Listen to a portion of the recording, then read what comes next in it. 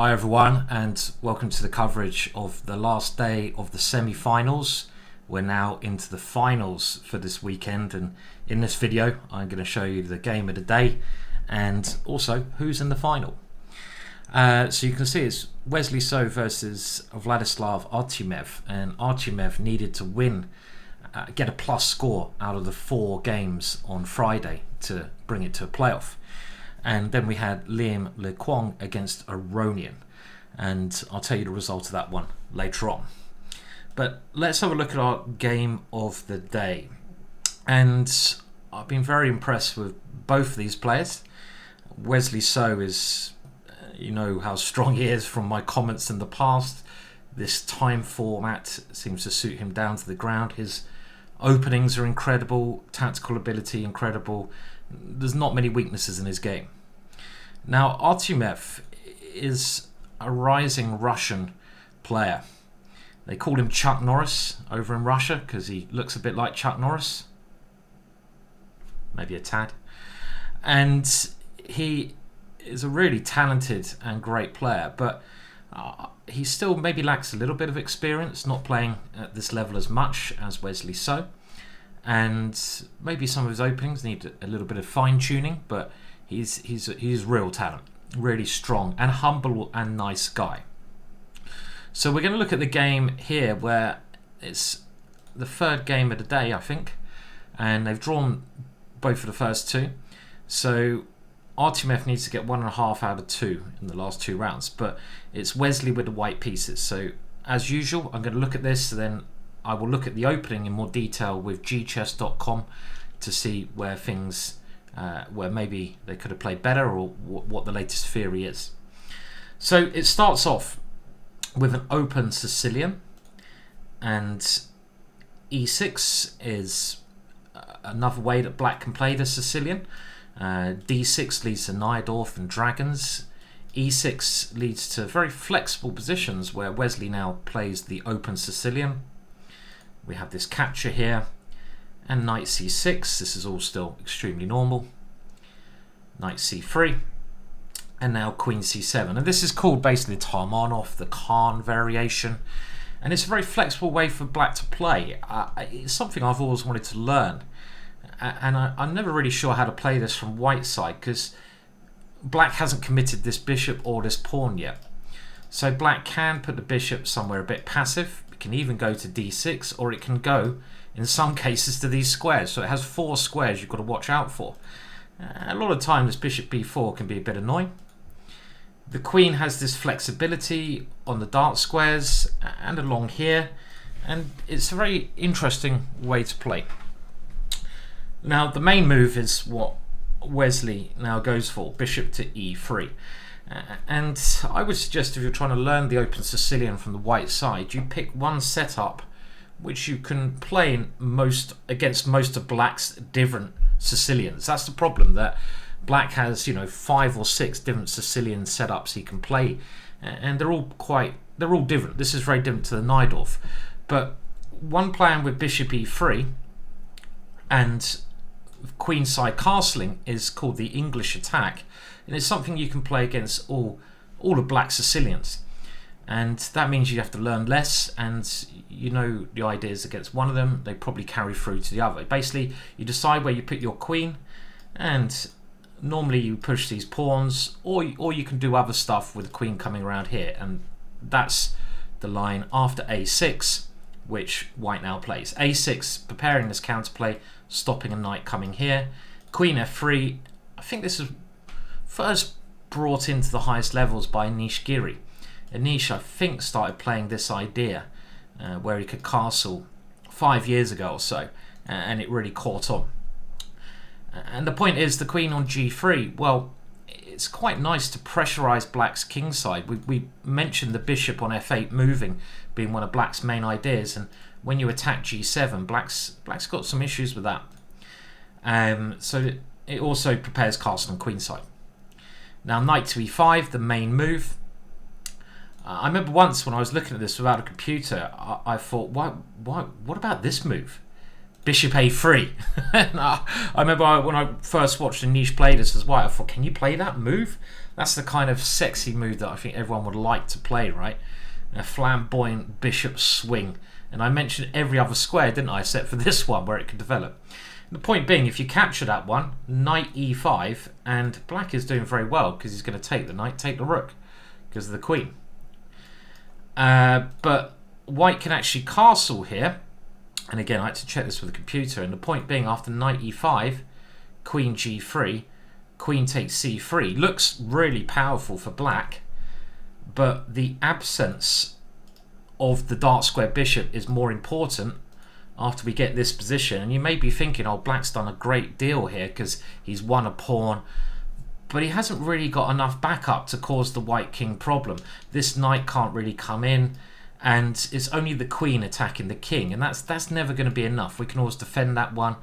And now you can see these dark squares are problems, and after the knight comes back, I like this move, threatening the bishop here and the queen coming in. And black really misses that dark square bishop. When you put your pawns in one colour squares, the light squares, your opposite colours become very weak. So you don't want to lose the bishop that covers those squares.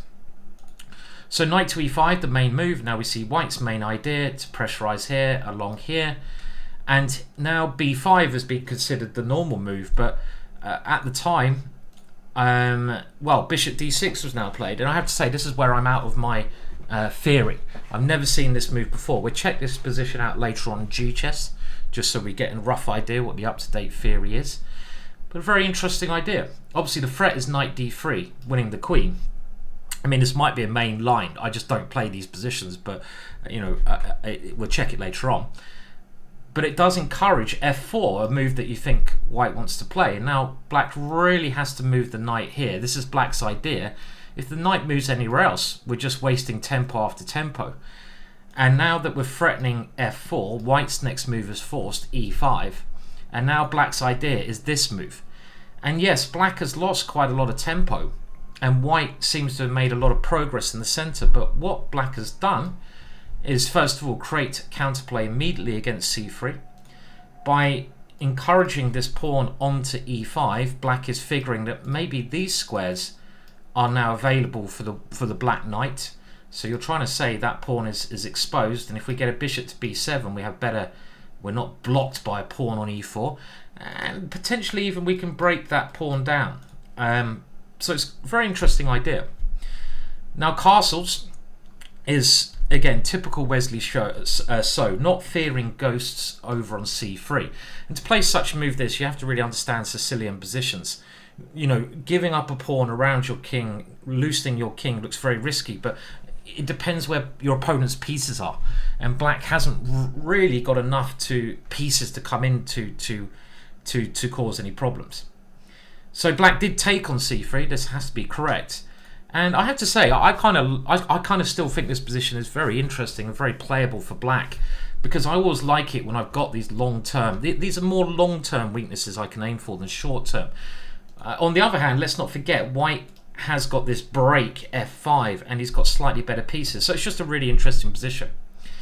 Now Vladislav played the most natural move, bringing the knight here, which is trying to get another piece towards white's king. Now if he did take on c3, white's idea was f5, and this move will actually demonstrate that white is the one attacking. White does have 4 pieces developed, and you can't allow the white queen into that square, so you have to capture. And now look how strong this knight is. If you try to get the queens off, well, white can even swap the queens, and even being 2 pawns down, again, it's those dart squares where black is going to really suffer, and white is probably winning here. So black needs to bring more pieces in, so he brings his knight to try and maneuver it this way around. But some of the issues black has is he doesn't have this dart square bishop. He can't get his bishop on c8 in the game, and it takes a long time to get the rook in the game. So bishop d3 now played, and again, not fearing this capture. Black plays b5, starting some counterplay over there. And now the first new move, rook on h/f1. I did check this briefly before doing my commentary today. And again, just trying to get this move in. And again, very interesting position. Now the move h4 had been played before, but after knight d5, and now the bishop should drop back. Bishop b7. It seemed like black is very happy. He's happy to give this pawn up after some sequence like this, where you can either play rook g8 or even castle queenside. And he's now, or shortly, going to have a chance to bring more pieces into the attack now that he's maneuvered them into better squares. The knight on e7 might even follow up. So rook on hf1, again, just showing Wesley's knowledge of the openings, even though to me, I don't know this line. These professionals, they always have something ready, even in the modern variations. So now knight d5 is played. Again, if you take here, you could maybe play this, but after something like knight b3, it's not clear that this pawn is very relevant, and it's maybe more clear that you're going to lose some tempo with some moves like this, bishop d4, and now again this f5 move, and it's white who probably opens the position up first. So knight d5, really wanted to take here with the knight, bishop d2, and here bishop b7 was played. Now the computer, and probably the best move in the position, but very, very dangerous looking, is castles kingside. And I only put the position on for a short period of time on this structure, but I would have thought that this is something you need to run a very, to play this move, you need to check this position out with a computer. This is where computer analysis can be very useful. Still have your own thoughts, but it's incredibly sharp, castling into this kind of position. And maybe something like h4, trying to break that knight down. Well, a very important move to play in this kind of position, I feel, is f5. You need to try and block that one up, and if white captures, well, you get a bit of freedom now for your pieces. So I think castles kingside would have been extremely exciting. Black has to defend a bit, but also ready to attack a bit at the same time. Now bishop b7 was played, and now a very clever move, rook on d, e1, and now f5 is white's main idea. Black tries to move the knight out of the way of that. If we ever capture here, we can play rook g8 or castles, so f5 is much more dynamic. And now castling queenside. Probably pawn takes f5 was the right way to play, but it looks really ugly after taking here. And now black can castle, and this is still very unclear. This is still very interesting, this position. This is probably what black should do. But castling seems natural. And now Wesley misses a good opportunity. He takes on f6, on e6, concentrating his forces on the king side. But he's got to be careful. If black gets a couple more moves in, black's going to get a lot of pieces in the attack. In actual fact, he could have played a4, which is a very interesting move. And the point of this, and this is often a move to look out for when black has a pawn on b5, is that we have the idea of c4. And it is white who can gain an initiative with the bishop now flying into the dark squares. Imagine that bishop suddenly lodging itself in d6. So that was a very nice idea, but it wasn't played. And now Wesley concentrates on the king side, but you do have to remember the black king side is black has chances on the queen side. So king b8, queen f2, and here queen a5.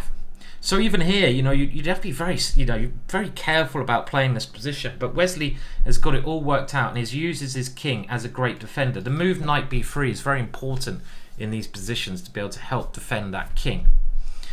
Defending c3, and black now probably should have played rook c8. Well, in actual fact, c4 is still an issue here. And this is one of the main problems that black has. So it's already gone a little bit wrong here somehow. So Wesley still playing very well here. So I think it was this queenside castling. You've got to work out where the mistakes were made. And I think to play this variation, black needed to put the king on the king side and just go all in for the attack over here. The king is actually quite exposed here. So I'm just thinking, this is the kind of line which I might play if I know my opponent does this. And you've got to, this is how we learn chess ideas, thinking about where one side went wrong, and that castling is the important moment. Because already now after c4, queen a3 check. Well, knight c3 was maybe worth a punt, but the computer indicates that we can capture that one and go king a1. And even though this looks very scary with the queen coming down here, let's remember that white's pieces are on very good squares. King a8 is a nice trying to get the queen to a not that one, that would be a bit silly. Queen to a3, threatening the rook, threatening checkmate. But of course now something like knight b3, bringing this piece, allowing the queen in, queen a3, rook b1, seems very good for white. And the point is, after knight c6, and even here you'd have to calculate very carefully, how do you stop this idea? Well, we can bring our queen in, and now even knight c1. And in actual fact, black is now losing. He's done all these natural attacking moves, but white's defended everything with a winning position. There's no way through here. Again, really key calculations. I think Artemiev didn't like that line, and he tries to take on c3 with his queen. But the problem is, after this move, well, there's really nothing. Black can't get any more pieces in. And let's remember, white is controlling the f-file. He tries knight c8. Now rook e2 might have been very clever here, but rook f1 is also good. And now black plays knight b6, but he runs into just knight e2, winning the piece. So knight b6 is clearly a blunder, but what can black actually do here? White is going to maybe move the queen first to defend that pawn, and then kick away the queen, and then just gobble up all these pawns over here, maybe bring the other rook in. If this knight can never get in, black is in a lot of trouble. We can always play knight b3 at the right moment and control this diagonal, but this is still an unfortunate error, because after knight e2, taken on b6, well, it's clear to see. We'll just play a couple more moves. White's a piece up. At this level, it's too much, and the white knight comes in. It was a very nice finish, where now bishop takes b7, queen takes, and how can white win more material here? I'll let you discuss that. The next move, forced resignation. So the standings, and we'll go to G-Chess in a minute, is that Wesley So is through to the final, and Liam Lequang held out in the Blitz Armageddon section to beat Lev Aronian. Well done, Liam. That's a brilliant result. It's nice to see someone new in the final. You know, I think he's going to be up against it against Wesley So, but you never know. He's playing great chess, and he seems like a lovely chap. Unlucky Aronian there. Now, I do want to have a look at this opening using gchess.com, and I wanted to just see, in this position, we were talking about this bishop d6 move. Now, there's no courses on this. Courses to come soon. And I want to... Okay, so this seems to me to have been played 3 times, so it's quite a rare move. This one, we can put the computer on here if we want. I won't bother at the moment. And we have a game here. Let's have a look and let's see how this developed. The same sort of idea. And we can see that this is all what we've seen before, pretty much, right? And now c4. So c4, Wesley improved on that by not worrying about his c-pawn. Okay, very interesting. So bishop d6. Have there been many games online? Okay, so there have been. This guy Van der Reen seems to be the guy. Okay, so it's all, I wonder who he is. 2877. So this will search the position against all online games, and when a strong Russian player plays it, you take note. So maybe this is where we saw Artemiev got his ideas from. And now we see this idea again. And again, white plays the inferior c4 with bishop d3 being a much improvement. And this shows you how good Wesley So's opening preparation is. He's not worried about this pawn. And c4, being worried about that pawn, I really like this idea of b5. And already you can see the difference, that black is opening up many more lines in the position.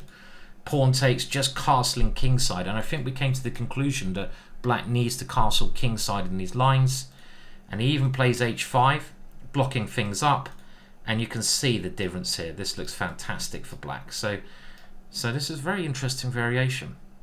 Now if we go back to queen f3, you can see a lot of big names played this. Let's have a look on YouTube, see if we have anything. Okay, I'm just going to put the video of this position from Chess Base India, and again, if you subscribe to G-Chess, this is one of the very powerful features. And I'm going to just listen to a minute just to get a feel for this. And then I'll probably stop the video and do my own research. And again, if you subscribe to GChess, you too can become experts in all these openings just by doing what I'm doing. But let's have a listen to Chess Base India and see what. Okay, we have see, it was a niche. Look at this. Look at this. Who's the daddy? I'm the daddy. I remember it was a niche who played this line. But let's just have a look at. We could look at Magnus. We always look at Magnus. Let's go to a niche. Queen f3. 1588 games with bishop e2, and g4 is all the way down the list. Here 13 times only. So Anish is going for these moves. You know, this is how he prepares. But this might convert into something that is also possible. So Yeah. Nepo is thinking, yeah? For No. G4? He played h6 Okay, already. so what I'm getting from that is that Anish played g4 in a position just to try to confuse his opponent. Let's just have a look at this video here as B3 well. and Queen f3 line. Okay, here we go. Queen g3, b5, long castle, very early long castle has happened So they're moving, bloody hell, they're moving quick there, aren't they? here. But you can see very quick that E4, knight the A4. B pawn came down Yes, there. white seems to be doing really okay. Bishop. Okay, that's a little bit too quick analysis for me, to be honest. But one thing I would like to say, this Queen f3, another thing that's very cool on GChess, and I don't really mention this enough, is that if you go to here and you press the opening tree variation, well, we've got this exact same thing, which will show you all of black's moves along here. Knight e5 is only the fourth most popular, but if you look at the scoring, it scores 40%. This one here, pawn to h5, wow, scores 60%.